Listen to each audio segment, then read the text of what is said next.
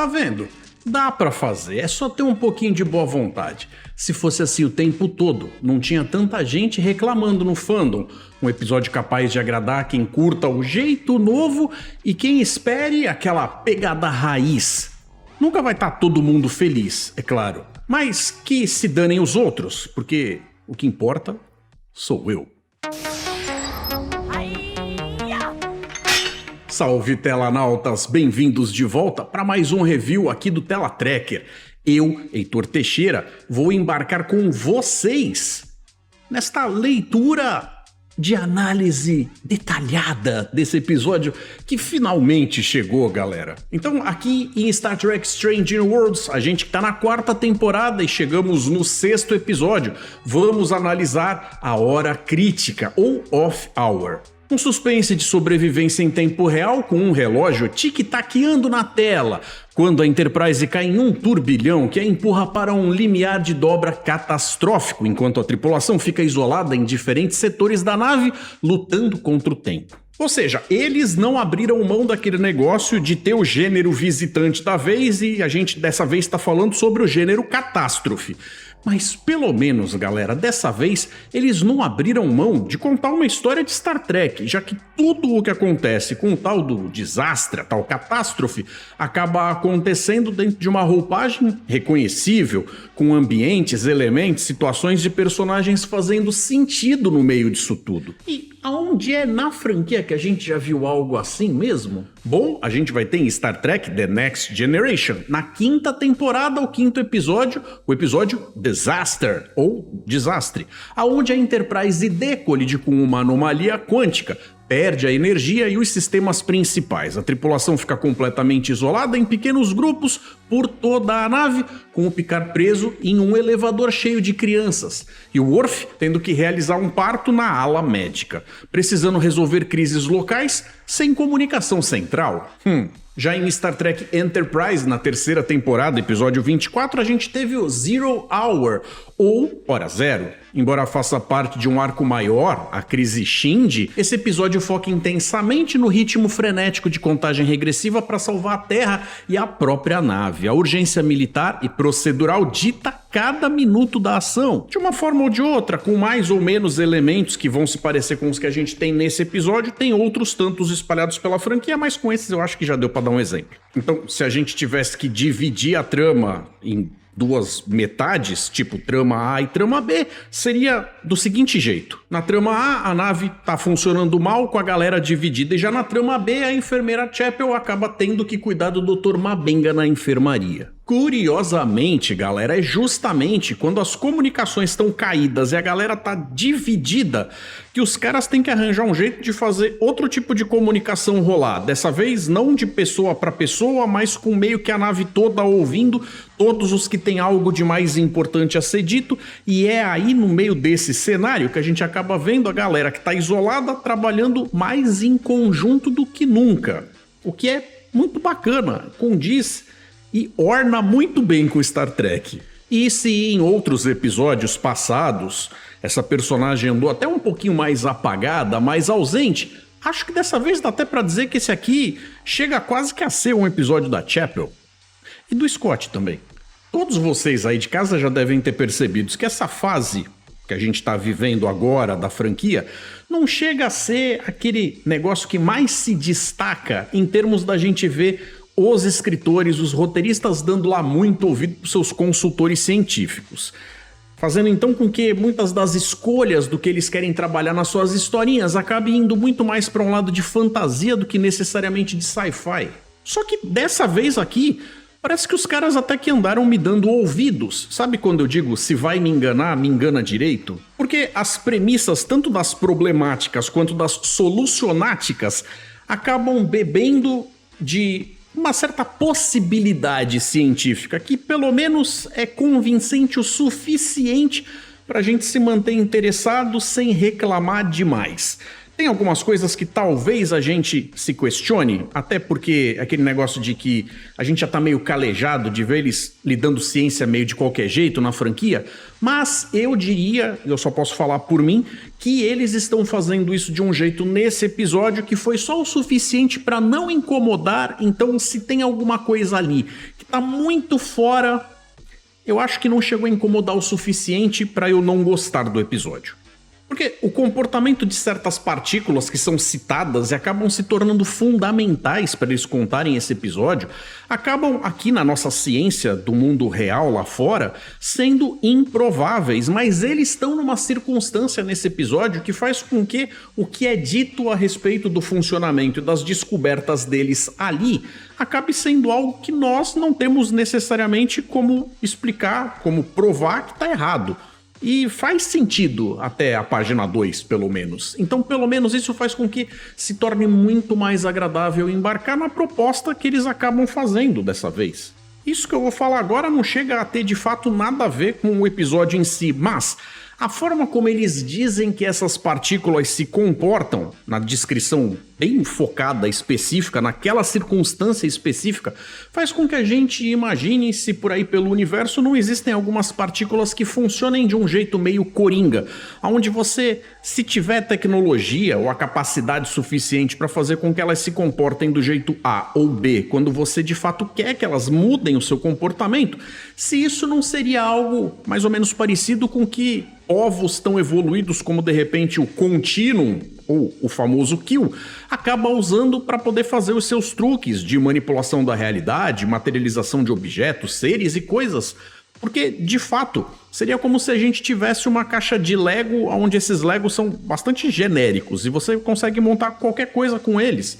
De uma forma que, para nós, isso parece magia, mas para um ser super evoluído talvez fosse simplesmente mais um brinquedo. Algo que eu gostei bastante foi que o episódio conseguiu manter um clima sério e até bastante profissional, mesmo sem necessariamente no meio de tanto drama e tanta coisa ali que tem aquele lado de mal-estar, porque a galera tá, afinal, numa situação trágica.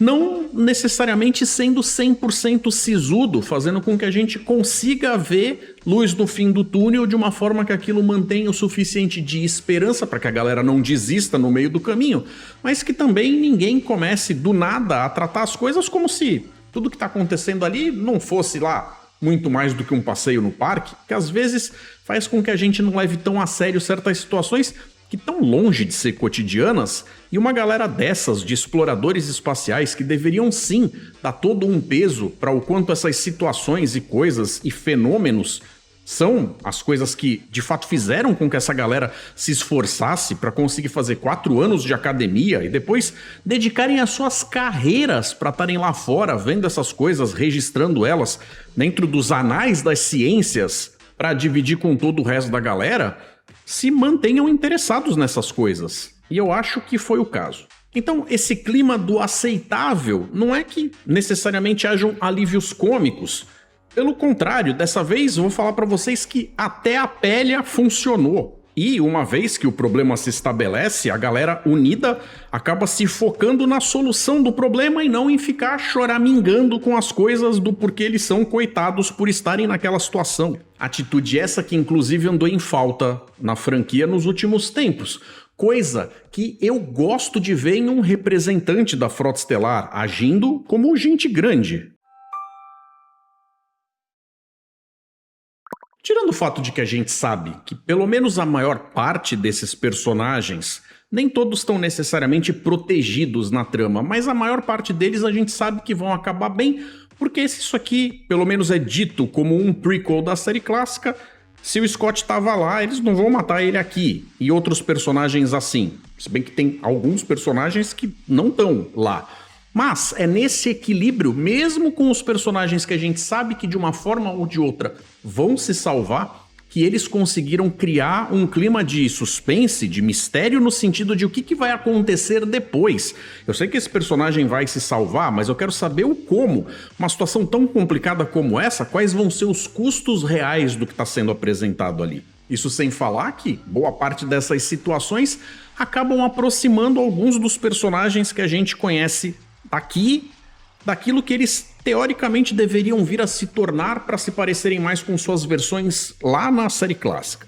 Eu, pessoalmente, não consigo conciliar o passado desses personagens com o que eles vão se tornar lá, e qualquer mudança que seja feita agora eu acho que tá tão em cima da hora que não justifica, mas é melhor ver isso do que simplesmente ter algo onde eles nem tentaram. O episódio abre com a enfermeira Chapel gravando um diário pessoal falando do quanto o turno alfa tá cansado, esgotado, há dias trabalhando e aquele negócio todo, o que faz com que eu sinta que é mais um episódio que foi gravado ou colocado fora de ordem, porque ao terminar os eventos que acontecem aqui, isso justificaria eles terem ido tirar férias lá no planeta Legalize. Ainda assim, essa série já começa a sinalizar pra gente que all good things comes to an end.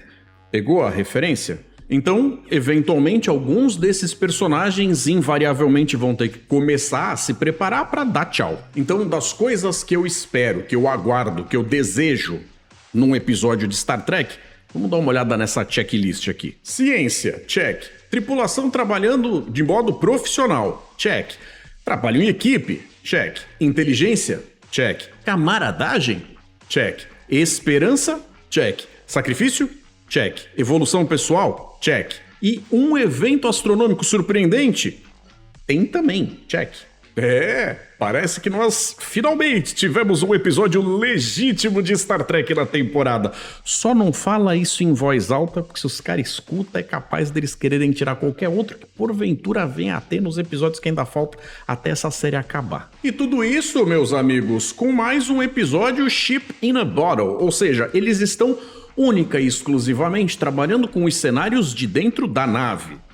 Teve uma ceninha fora, mas continua sendo dentro de um recurso que eles já contam normalmente. Não é como se eles tivessem tido que fazer algo muito dispendioso para a produção, algum desafio incrível. Não, ou seja, é possível. Os caras conseguiriam agradar a base de fã que só quer isso aqui. Mas, às vezes, parece que eles querem entregar outra coisa de propósito. Então, se você estiver curtindo o vídeo, gostar do meu trabalho, por favor, deixa um joinha, porque isso me ajuda demais. Se inscreve no canal e ativa o sininho das notificações para não correr o risco de perder os meus próximos lançamentos. Se você caiu de paraquedas e ainda não está acostumado com a mecânica aqui do canal na tela, saiba que para vídeos como esse, nós temos o Momento dos Telanautas, um espaço reservado para a gente ouvir a sua voz. Você mesmo aí de casa. Quer conversar com a gente, ter o seu texto lido na tela? Então manda pra gente usando o Responda um comentário aqui embaixo, fazendo uma crítica, um elogio, colocando uma teoria, registrando um pensamento, qualquer coisa.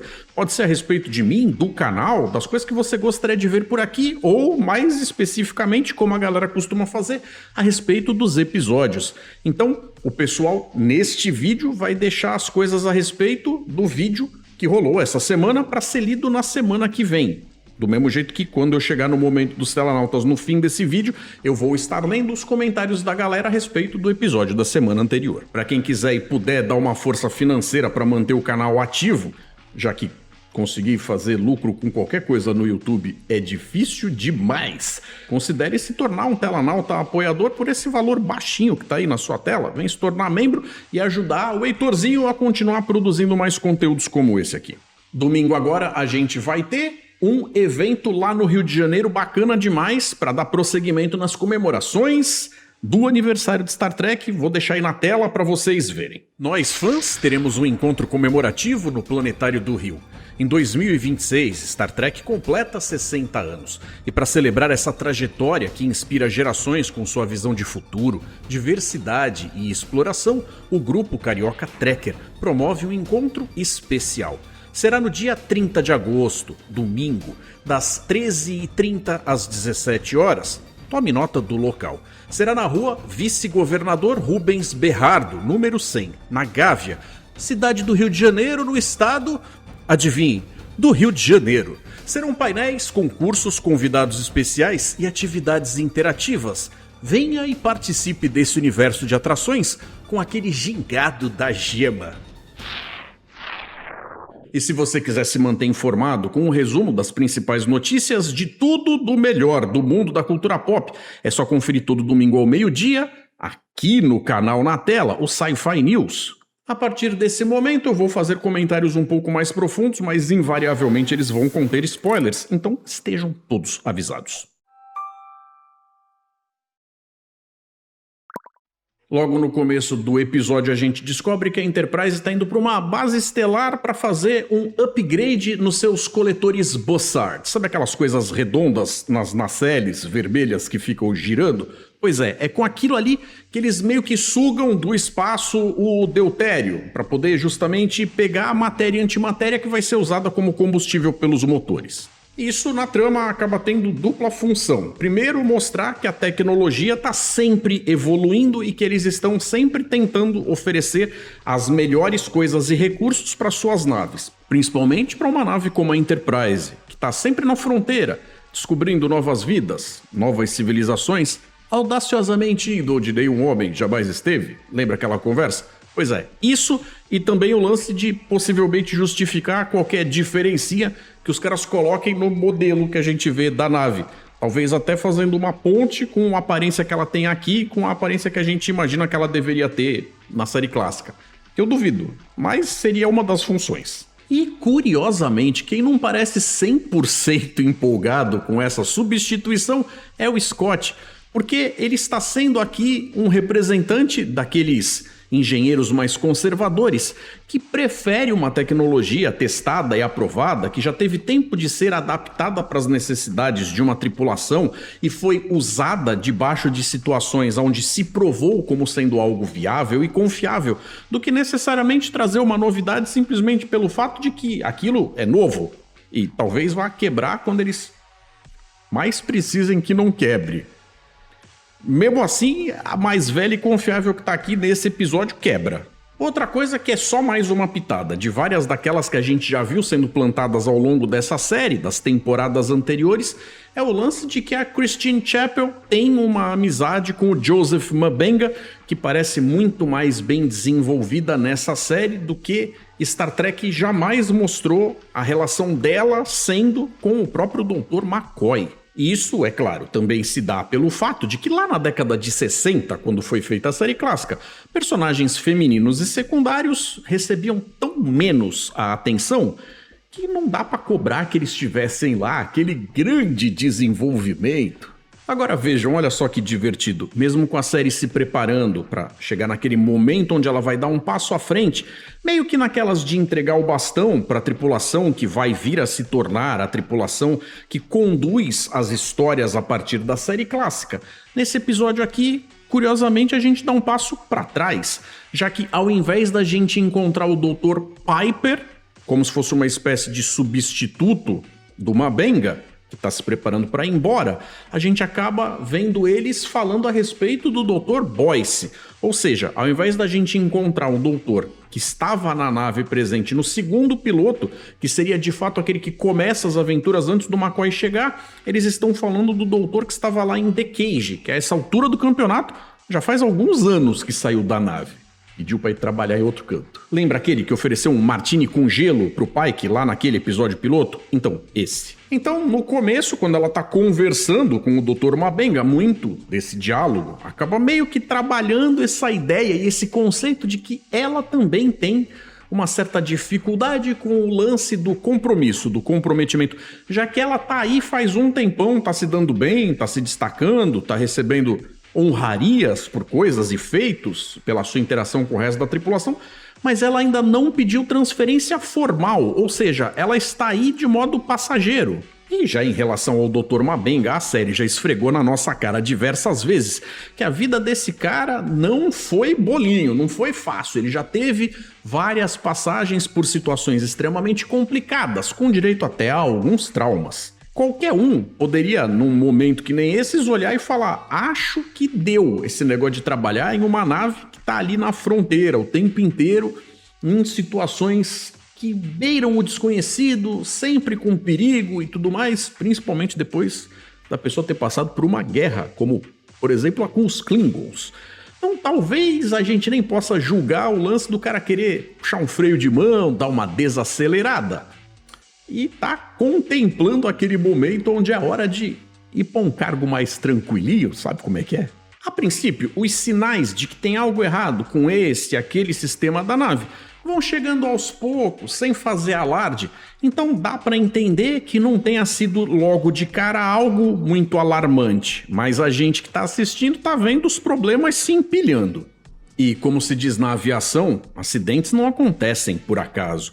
São uma série de pequenos desvios e deslizes, muitos deles às vezes inclusive somados com erro humano que vão possibilitar que algo catastrófico aconteça lá na frente. Isso funciona porque dá pra gente entender que não é necessariamente como se os personagens estivessem sendo incompetentes. Eu tenho uma bronca tremenda quando a gente tá assistindo Star Trek, deveria ser aquela galera que é a mais fina flor da nata, de tudo de melhor, que alguém que manja do que tá fazendo deveria ser, e de repente começa a fazer um monte de porcaria somada quando a gente se pergunta, puxa vida, o que esse cara tá fazendo na Enterprise? Mas aqui não é o caso e inclusive a gente acaba vendo algo que, como eu comentei na última live, Star Trek sempre de uma forma ou de outra valorizou muito que as pessoas que estão a bordo das naves, seus oficiais, seus representantes, desenvolvessem certos dons, habilidades artísticas.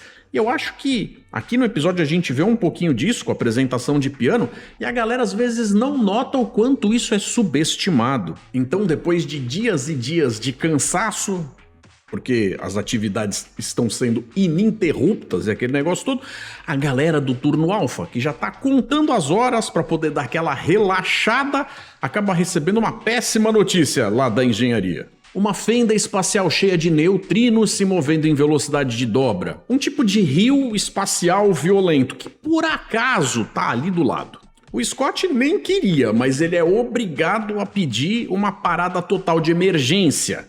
E aí, quando a galera achou que tava tudo bem, tava, até deixar de estar. Que é justamente quando a Enterprise cai nesse rio de dobra, com todo mundo com as calças na mão. Tem até uma cena com uma porta pesada descendo na engenharia que lembra muito uma cena similar lá do Star Trek 2, lembra? Agora, com a maior parte dos sistemas fora de serviço, eles vão ter que fazer algumas escolhas só para conseguir ter energia suficiente para determinar quais são as partes da nave que vão continuar disponíveis para que eles tenham qualquer chance de resolver esse problema. E não é que a Cadete acha aquela vulcana pentelha tá particularmente cooperativa nesse episódio? Ela ainda tem dificuldades, é claro, de perceber que, talvez, mesmo não sendo a única vulcana, mas sendo uma vulcana, ela não pode ficar cobrando de todo mundo à sua volta que eles ajam de forma mais vulcana, porque isso seria a galera se moldando para atender às necessidades dela. Se ela, como uma vulcana, quer de fato poder ser vista como alguém eficiente,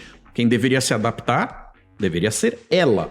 Sabendo que ela tá no meio de uma nave onde predominantemente a maior parte da galera é humana, ela deveria começar a estudar como essa galera se comporta, para tentar antever inclusive as necessidades dessa galera e desenvolver os seus próprios truques mentais de como lidar com coisas que estão em desacordo entre as duas culturas. No entanto, galera, é ela quem sugere algumas das coisas mais úteis pro Scott. Como desviar parte do sistema de suporte de vida não essenciais para manter os sistemas básicos e os amortecedores de inércia, que são o que está impedindo todo mundo de ser amassado com violência pela tal turbulência. Como eu disse, Tecnobabble boa o suficiente só para segurar no lugar o que a gente precisa para o episódio descorrer do jeito que eles propuseram. Só que uma vez que você tira o ar, uma vez que você tira a luz e uma vez que você tira tudo o que faz uma pessoa, inclusive o calor, poder viver nos corredores da nave, isso vai significar que as pessoas vão ficar isoladas nos lugares onde elas já estão, ou nas áreas onde elas estavam pelas últimas vezes, ou sem poder sair, por exemplo, dos seus aposentos. Talvez o nível de baixa temperatura que eles citam seja lá um pouco exagerado, mas ainda assim dá pra gente entender que eles querem dizer que a galera não vai poder ficar transitando por aí. Pelo menos não sem um truquezinho de teletransporte ou outro cá ou lá. Então, falando um pouquinho da trama B, com a nave chacoalhando pra caramba, as placas que geram a gravidade artificial estão falhando com dificuldade de manter aquele selo magnético que faz com que as coisas fiquem presas no lugar, até que uma mesa pesada acaba indo numa velocidade A mesa ia atropelar a Chapel, só que o Mabenga pula na frente da Chapel e troca de lugar com ela na última hora, e quem acaba sendo literalmente atropelado é ele, fazendo inclusive com que ele tenha a parte de baixo do corpo esmagada. E aí, quando ela consegue, ela acaba voltando a acionar o negócio magnético para a mesa não sair dali, porque a mesma coisa que machucou o cara, agora é a única coisa que tá mantendo ele vivo. Então ela agora, que tinha acabado de ter uma discussãozinha, aquelas coisas nada grave, mas de vez em quando amigos acabam dizendo coisas que amigos não necessariamente estavam lá tão afim, tão interessados em ouvir, pelo menos naquele momento, mas precisam, porque ser amigo não é só ficar dizendo amém, às vezes você tem que apontar o dedo na cara do outro e falar, você tá fazendo porcaria? E eu sou teu amigo ao ponto de mostrar isso pra você, porque eu não vou deixar você lascar a sua própria vida sem te dizer que você está fazendo porcaria? Pois é, essa é uma daquelas situações. E agora, eles que estavam quase de cara virada um pro outro, estão com ela ali tendo que deixar qualquer grau de orgulho ou qualquer coisa de lado, só pra garantir que o cara não morra. O problema, galera, é que o estado dele nessa situação é tão grave que as chances dele se recuperar são ridículas. Então, quando ela começa a conversar pelos comunicadores com o Dr. Boyce, ele que vê o estado em que o Mabenga tá, quando ele olha a situação ali no pad dele, ele fala, meu, olha, que pena, mas não tem muito que você possa fazer, tem outras pessoas por aqui precisando de você, deixa ele o mais confortável possível e vem. Só que ela, de fato, escolhe ignorar essas ordens. A série tem batido várias vezes nessa tecla de quando ignorar e quando acatar uma ordem. E esse é um assunto denso, importante, que merece atenção e desenvolvimento. Eu só espero que eles não comecem a fazer isso até o ponto de tornar esse conceito de obedecer ordens uma coisa à la carte. Então, sabendo que as notícias não são das melhores, ela tenta esconder isso do Mabenga.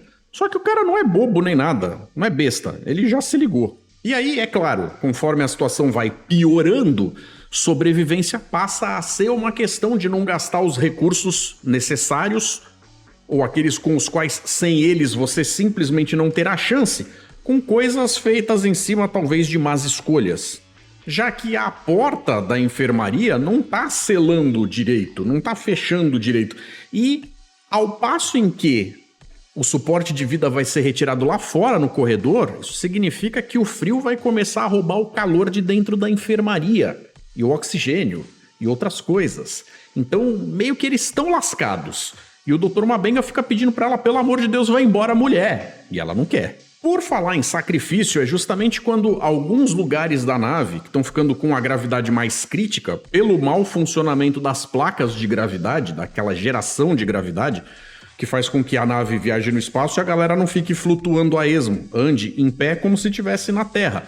Basicamente, algumas dessas placas começam a criar muito mais gravidade do que o normal, o que vai acabar prejudicando a galera.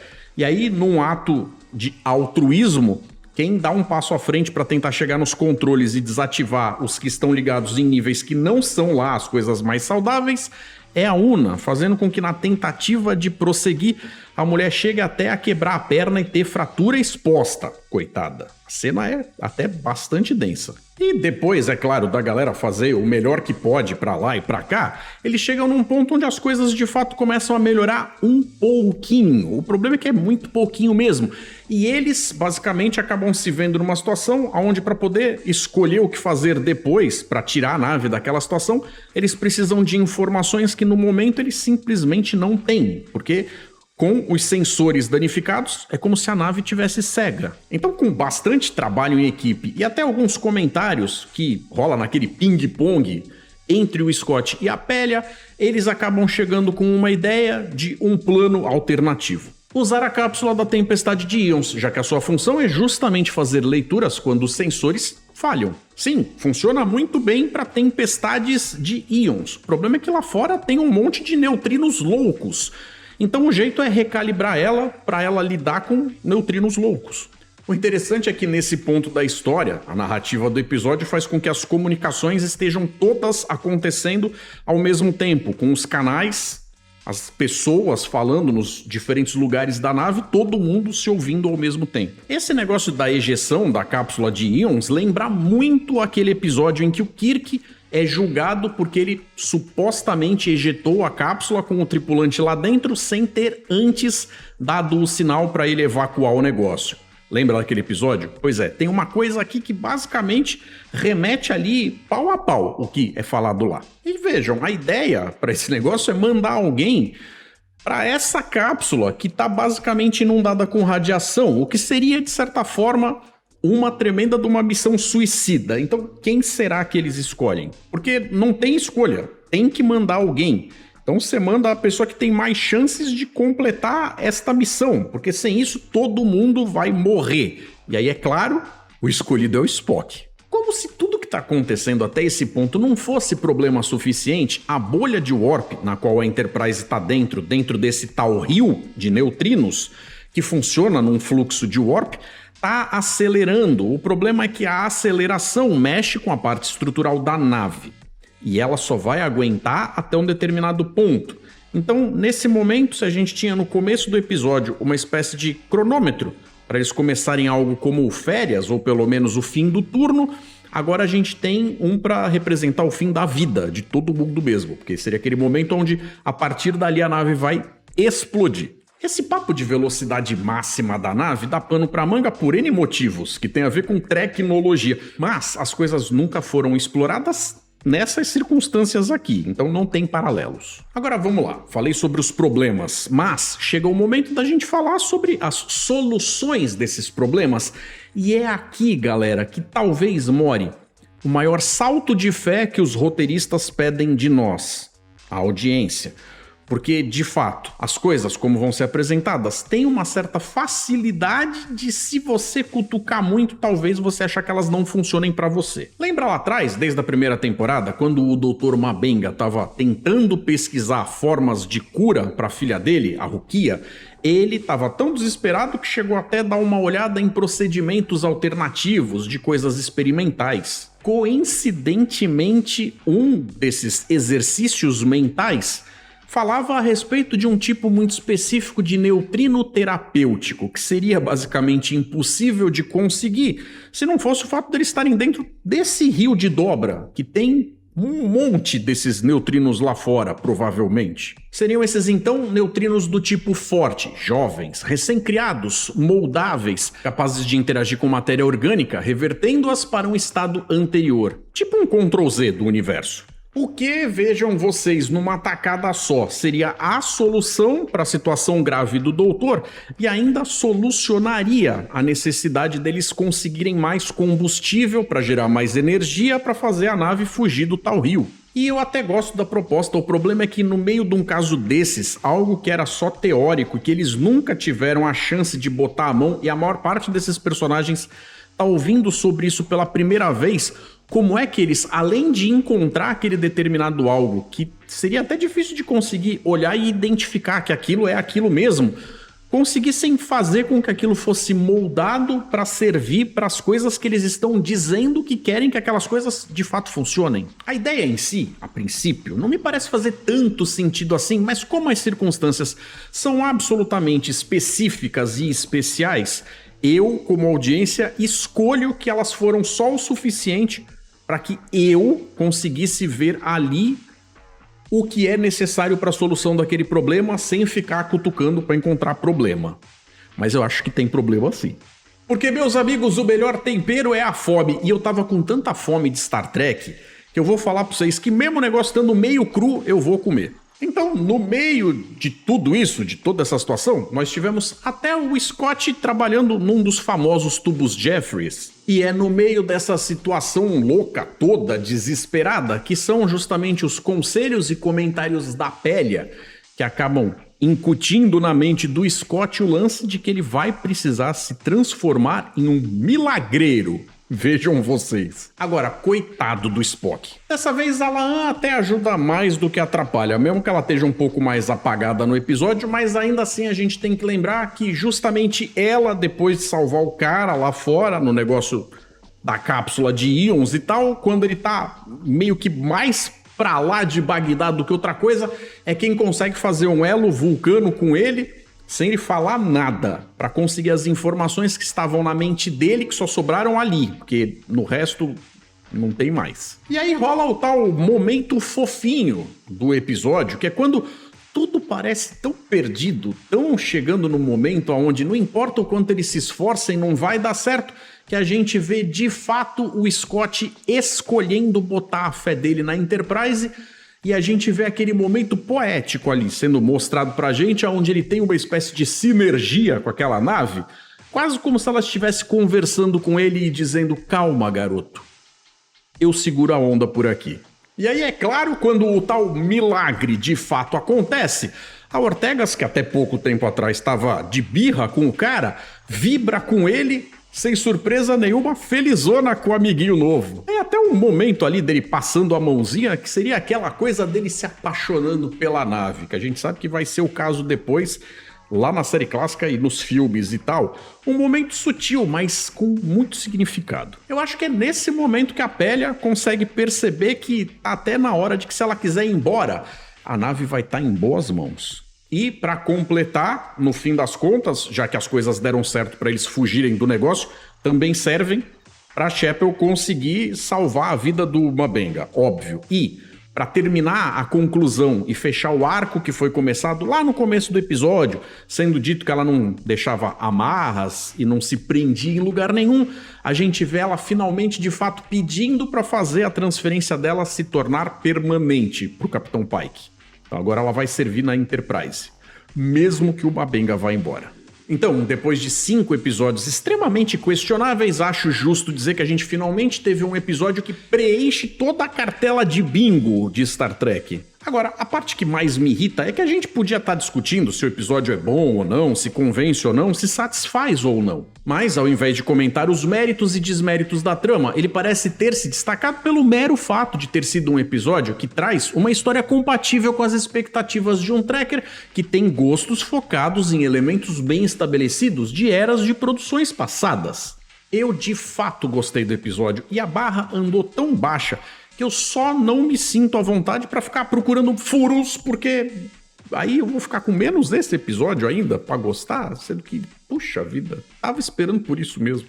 Para os trekkers que porventura ainda não tenham pulado pra fora do barco, eu prevejo que esse episódio vai ser um daqueles que a galera de fato vai vir a falar bastante bem, mesmo tendo várias reclamações a respeito dos anteriores. E então nós finalmente chegamos no momento dos Telanautas, comentando o episódio da semana passada, onde o Mose enviou. Achei o episódio bem morno e um pouco arrastado, não consegui rir de nada e fiquei com a impressão de que estavam forçando as piadas. Nunca curti muito os Muppets, assisti quando era criança, talvez seja por isso. Acho que teria sido mais legal se a Enterprise tivesse sido transportada para um universo onde todos são bonecos, inclusive os Orions, e depois o Tenente Scott acordasse na engenharia e percebesse que não passava de um sonho. Para mim, esse foi o episódio mais fraco dessa temporada de Star Trek Strange New Worlds. Sinceramente, acho que os produtores deveriam focar mais em ficção científica com temas mais adultos, em vez de querer homenagear outros gêneros em uma série que tem apenas 10 episódios por temporada. Olha como a galera sempre bate nisso, né? Mose, é muito normal a gente assistir um episódio, ficar frustrado com ele e depois ficar fazendo aquela ginástica mental pra encontrar um jeito onde a gente diz: teria sido melhor se fosse assim ou se fosse assado, se eles tivessem feito mais isso, mais aquilo. Agora, vamos falar o português claro? A ideia é idiota, então, na verdade, o que eles podiam fazer de melhor era simplesmente ter resolvido usar a verba desse episódio para fazer um outro que tivesse uma história mais agradável para quem de fato quer ver Star Trek. E quem chega lá para trazer a sua participação é o Quirino. É um episódio para não ser levado a sério. Foi o que eu fiz e ainda consegui dar risada. Minha preocupação é que eles estão fazendo uma série de homenagens. Mas quando vamos voltar a ter Star Trek? Eu gosto de easter eggs, e um ou outro episódio fazendo referência a outras coisas que não seja Star Trek é legal, mas se virar uma sequência só disso, a série se perde. Espero que o próximo seja mais Star Trek e menos homenagens. Um abraço. Acho que o seu pedido foi atendido, Quirino. Vamos lá com o Júlio César. Meu amigo Heitor, foi uma das piores coisas que eu vi em muito tempo. Quase tão ruim quanto Discovery, Sessão 31, a Academia da Frota e a primeira temporada de Picard. Valia até fazer um programa para saber qual desses produtos Trek é o mais lixo. E olha que eu sou fã dos Muppets, mas o tempo foi a diferença entre o remédio e o veneno. Júlio, eu discordo profundamente de você, meu querido. A primeira temporada de Picard foi bem melhor do que a segunda. E agora quem vem lá é a Sandra Elisa. Até o momento, acho a temporada mais fraca da série e muito distante de ser Star Trek. Agora, se aceitarmos a diversão pela diversão, foi divertido. Mas não condiz com tudo que a franquia representa, e principalmente levando-se em consideração que só tem 10 episódios por temporada. Olha aí, poderia ser um curta, material adicional, mas não um episódio. Forte abraço!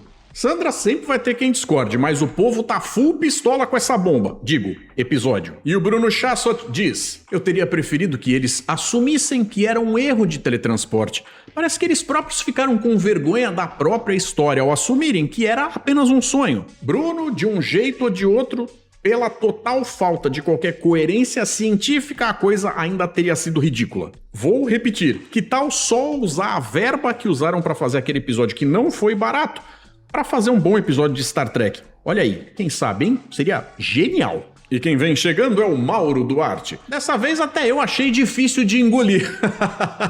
Para não ficar só lamentando, achei a produção dos bonecos excelente. Se não me engano, são feitos pela Jim Henson, a mesma dos Muppets. Será que esse é o fundo do poço? Ou vem mais por aí? Desse jeito eu até acho bom serem só 10 episódios, senão seria arriscado demais.